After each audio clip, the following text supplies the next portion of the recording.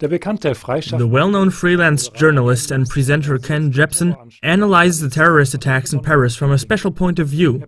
He is not particularly focusing on the details, but on the historical roadmap, the overall context and essential basic principles of the global power strategy.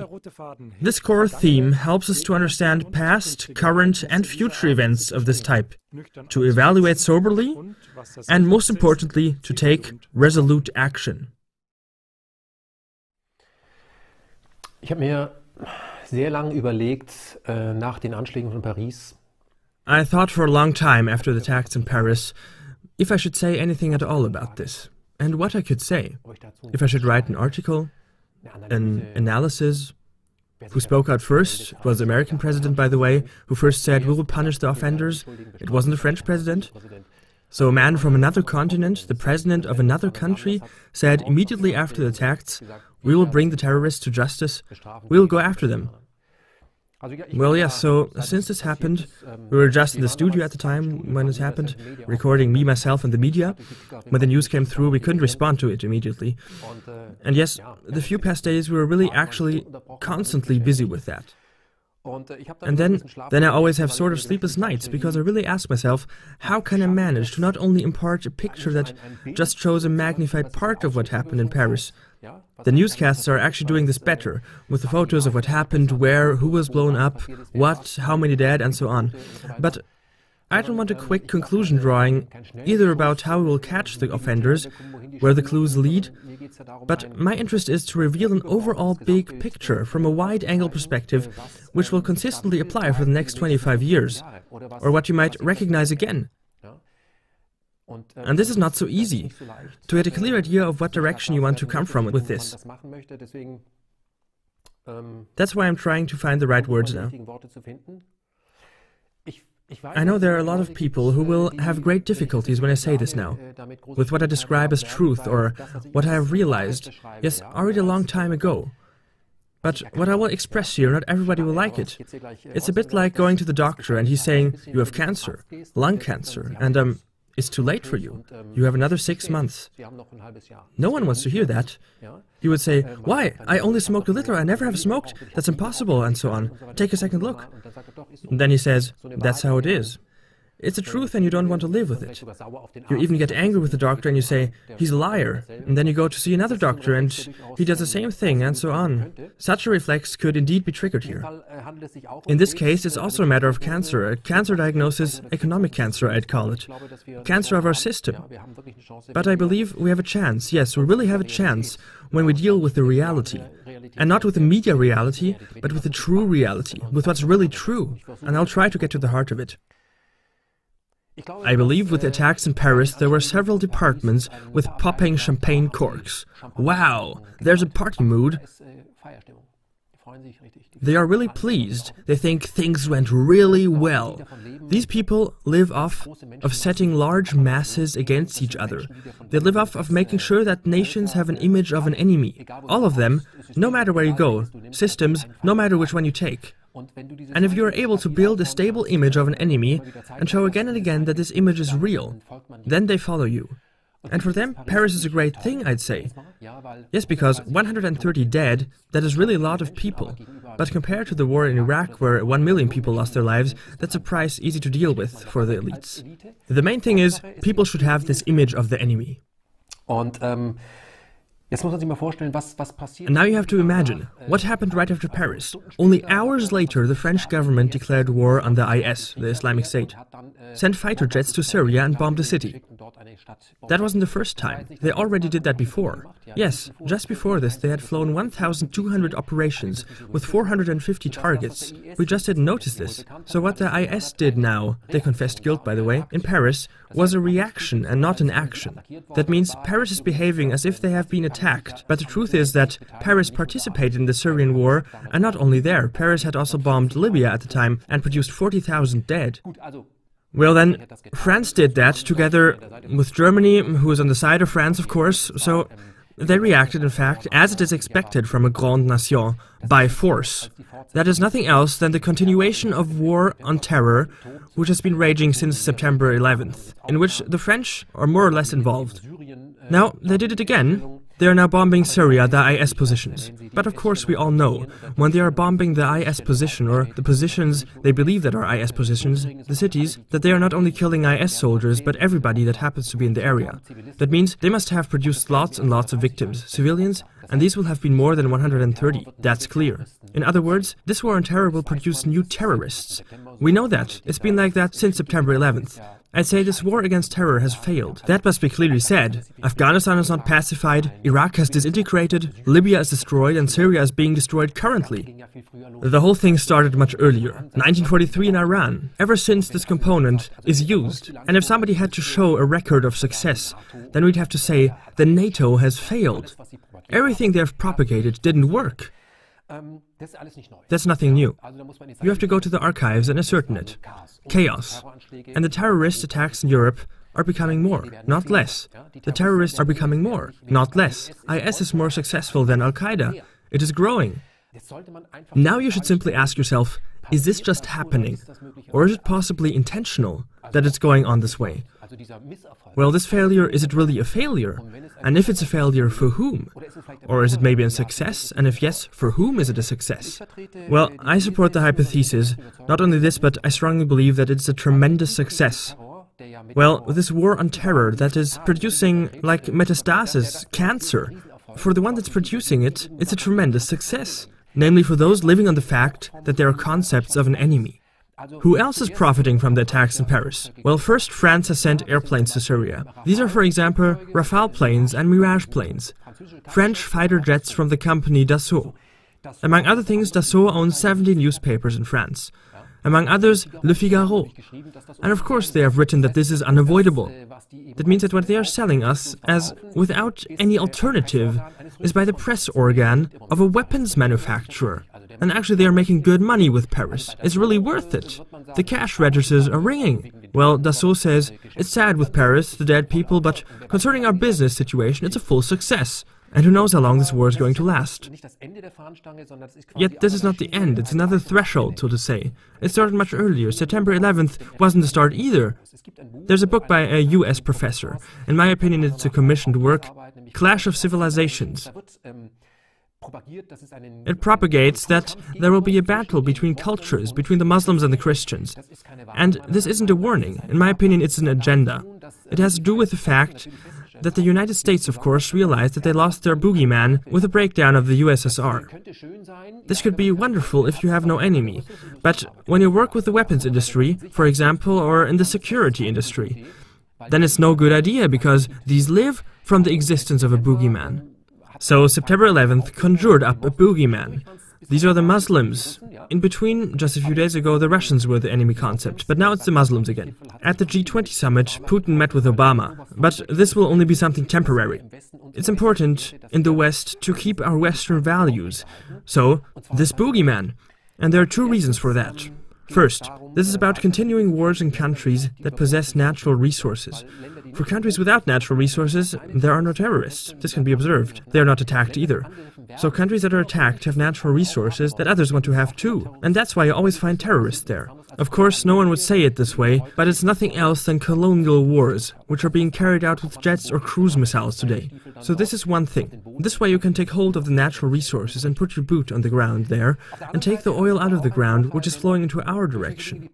On the other hand, though, there's an advantage to it, for through attacks like in Paris, or something similar like 9/11, there surely has been correlation between the two, you can enforce things in your own population, especially with us here in the West. You could never push through in any democracy. Such special laws like the Patriot Act, for example, or the state of emergency in France, which is to be prolonged now. And it is especially about us here. And this is the job of our media. It's about the state of emergency with us here. The state of emergency in the countries that are bombarded has existed already for a long time. That does not interest us at all. And we are working together with the despots who take care that the state of emergency over there lasts.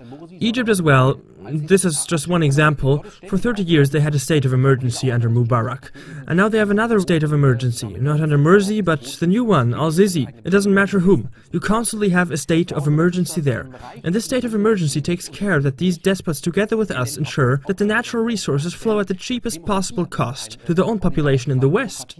Yet the state of emergency, of course, is not enough for our system, for our elite.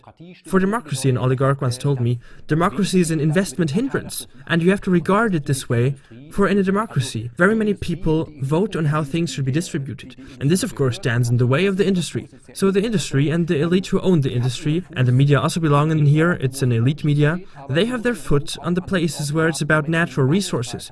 And they must also have their foot on places where people have freedom of opinion and disagree with the course of our elite. So you have to understand that the elite we are dealing with here, and the elite who portray the despots on the other side, they really work together. We can also see that the Gulf states, for example, are our partners as totally authoritarian regimes. I believe Saudi Arabia currently represents a human rights council. You have to imagine that. And if you say it's absurd, no, it's not absurd. Saudi Arabia and Israel also have common values. These are always the values of the elite. These are bank account values. It's about influence and the population. The man in the street is eventually in their way. And in a despotic system, you knock down everything, or you instigate a war, which in Muslim countries mostly hits the Muslims. The IS is especially killing Muslims there. And basically over here, a war is implied. First of all, a war suggested through 130 dead, which in truth, however, is only supposed to be the spark in order to practically completely cover us with a surveillance state. That's what it's about. I think Naomi Klein also wrote a book about it. This is a shock therapy. Quickly now, special laws are being waved through, and everyone who says, sorry, that's very dangerous, immediately is labeled as a friend of the terrorists and is being torn apart by the media. Also, people from peace movements, of course, are enemies immediately. So if they say, excuse me, but this is a totalitarian state that you are building here. You use 130 victims in order to bring all of Europe under the control of a few. This is not appropriate, and this is also very dangerous. So everybody who voices this is crazy, a friend of the despots and maybe even a Putin sympathizer. This is where we are heading at the moment. And let's talk about the terrorists. What kind of people are these who tie an explosive belt to themselves, grab a pump gun, go into a country, or they maybe even come from this country, and shoot at everything that moves, do not keep an escape path open for themselves, and blow themselves up? What kind of people are these?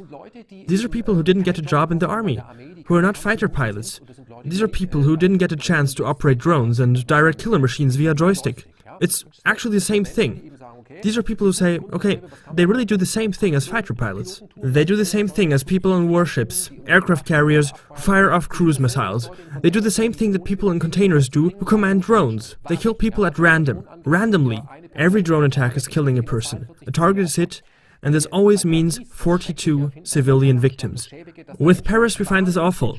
With any terrorist attack, we think it's terrible that people kill other people randomly. Yet we do this all day long. While we are talking here, and after Paris, at least 130 people have died only due to the drone attacks. This happens every day. In Syria and Iraq and Afghanistan, every day they bomb and kill 130 people. This number wouldn't be worth a line. It's nothing new in the West, if you know that movie. That means terrorists who blow themselves up only do this due to lack of opportunities. NATO also is a terror regime, a terror company, only with a bigger budget. The point is, you can't tell a Western soldier what this is for. Go into a country as a ground troop just like that, no reason given, and you won't come home again. No, you will have to pay him a very good salary for that. Those working in combat mission receive much more money, and when he comes back, he is honored and praised. This is not the terrorist goal, their program they are running on. Their glory and honor is, as they say, I'll end up in paradise.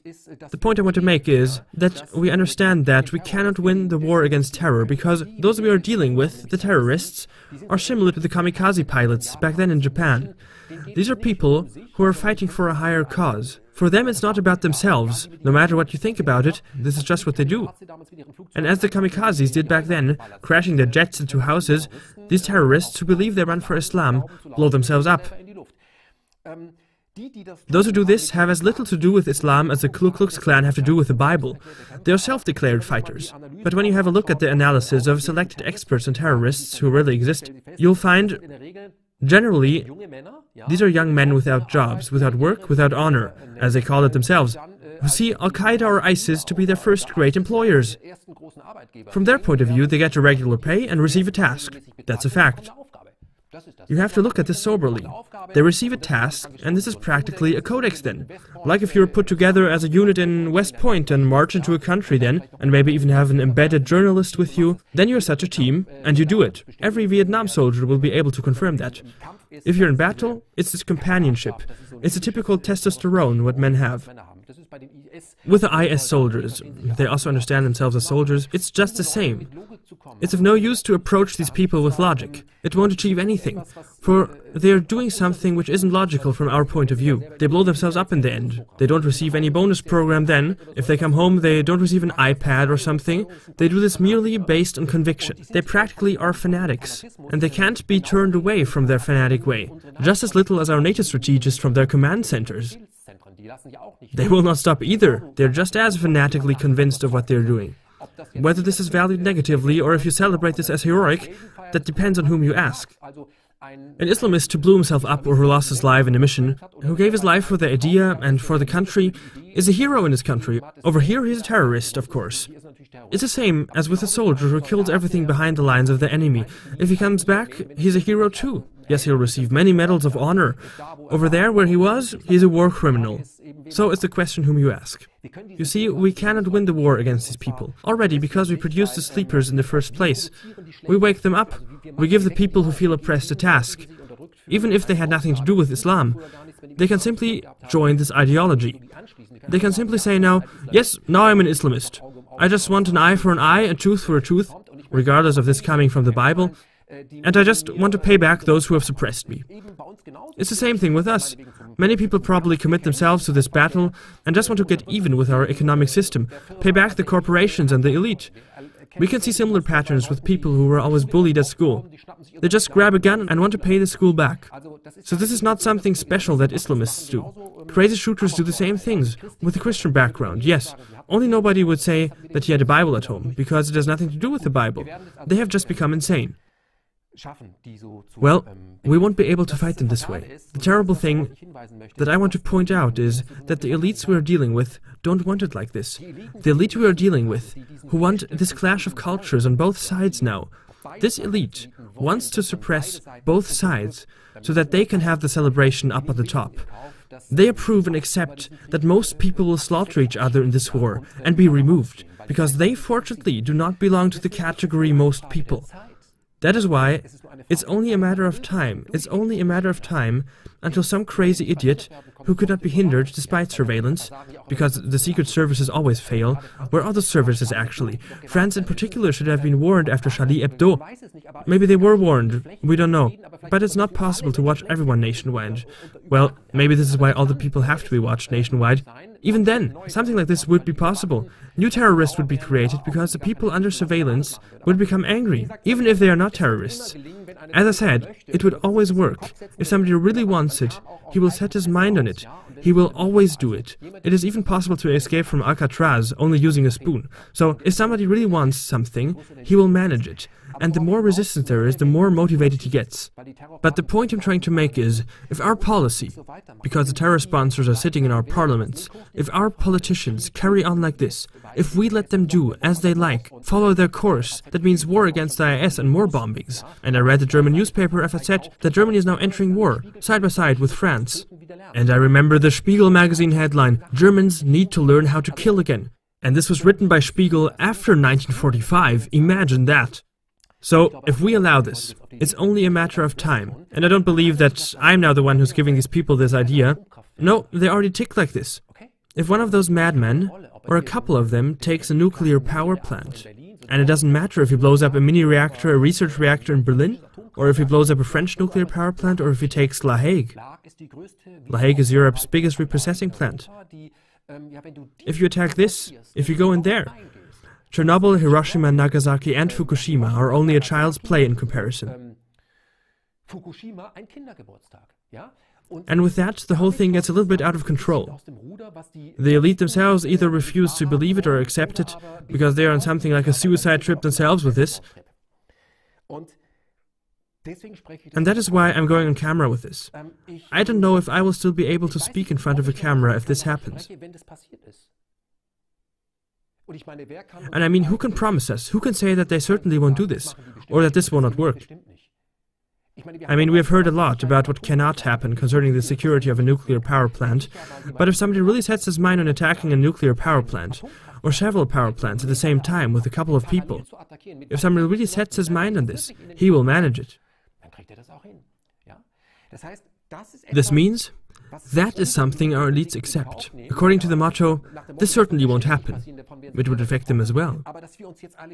But that we all attack one another now, the Christians and Muslims, the two big world religions, attack and exterminate each other to a large extent, that is exactly what those elites want. That suits them fine. Of course, they cannot express it like that. They simply say, Islam is stupid. Maybe Islam says Christians are stupid. That's what the Saudi Arabians say over there.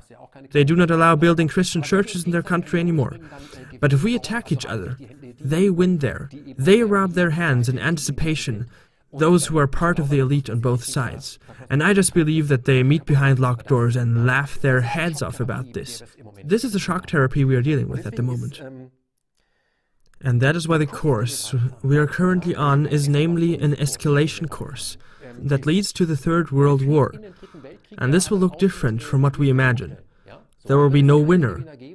That's what Helmut Schmidt said in an interview with a New Zurich newspaper in 2009, when a reporter asked him if it would be about the conflict with Islam. Then he said, and this is what made this man exemplary, that he did not want to utter the term conflict in this context, because conflict sounds militant, just like only one can win. And this is just a big delusion. If we, no matter if we are religious, if we are Christians, or if we belong to Islam, to name the two big ones, if we as peoples do not understand that the biggest desire upon the management floor is that we attack each other, is that we move towards confrontation, if we don't understand this, if we don't realize this, and let those dominating parties carry on, or those who have put these elite parties into place, and then tell us through the media what to do next, then the 21st century will take a strange turn in the next 15 years, and that will be irreparable. Because if you attack a nuclear power plant, or several nuclear power plants and big chemical plants at the same time, then our politicians, if they even come out on that, they will stand in front of the camera with huge regrets and try to cut the losses afterwards. But that will be absolutely no use for us, the ordinary citizens. I have announced this now, but this will not please all people. What we experienced in Paris, what we experienced with Charlie Hebdo, and what we experienced on 9/11, this is an agenda that is executed. We are supposed to be agitated in a subtle but constant manner against all Muslims, 1.6 billion Muslims. And most of us don't even know that most Muslims don't even live in the Middle East. Most Muslims live in Asia. Friends, they live in Asia and they live in Africa. The Middle East is only a very small spot. And if we attack each other, that means all Muslims against all Christians. This will be a huge massacre. And who will truly benefit from this? The weapons industry on both sides, because we sell to the other side too. And the security industry on both sides, because we deliver to them as well. That means the elite will manage to suppress us, and that's the real goal. So do pay attention to what hints and what roadmap our government will formulate during the next days and weeks. And if it's going to be a confrontation course, according to the motto, now we must with all force. Russia is similar, by the way. I think that Putin is also controlled by the oligarchs. He cannot do what he wants in his country either. There are elite people in there everywhere. And if they decide this course, just now at the G20 summit, then we know that they don't mean well for us. Because I think we are in their way. And I think that they will decide this. We have already seen it just now. It was not said, sorry, now we must not react with violence again. But no, immediately react with violence. And then there's this picture, Hollande and Merkel, who huddle together in grief. This bigoted hypocrisy and this medial brainwashing we can even already recognize on the French colors in the YouTube logo. And I ask myself, did I ever see that, for example, YouTube had the colors of the Iraqi flags in their logo when 1 million people were murdered after it was said that they had weapons of mass destruction, that was a war against international law? I didn't see that. Neither I saw the colors when there were 250,000 dead people in Syria. I didn't see the colors of Libya when 40,000 people died there. I didn't see the colors for Afghanistan. I don't know how many dead were there. For 14 years now, this war on terror has been carried out, and I've never seen the colors of the country's flag on YouTube, of whichever country that was being attacked in this American global enterprise. But when 130 people die in Paris, we are incredibly concerned.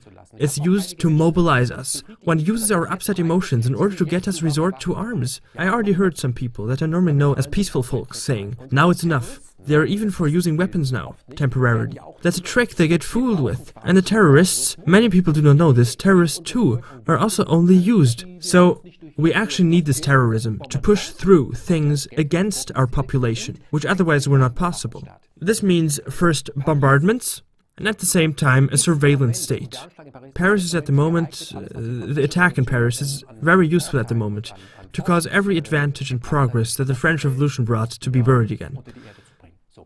And you won't read this in any gazette, nor will anybody tell this so openly, because it's all about our freedom, it's all about our values, which we defend with waves of carpet bombing. One has always to ask oneself, what was first? The carpet bombing of Afghanistan, Libya, the French were strongly involved there, Iraq, and Afghanistan, and then Paris? Or was Paris first and then the carpet bombardment? And even what France did to Libya. 40,000 dead. Just imagine this.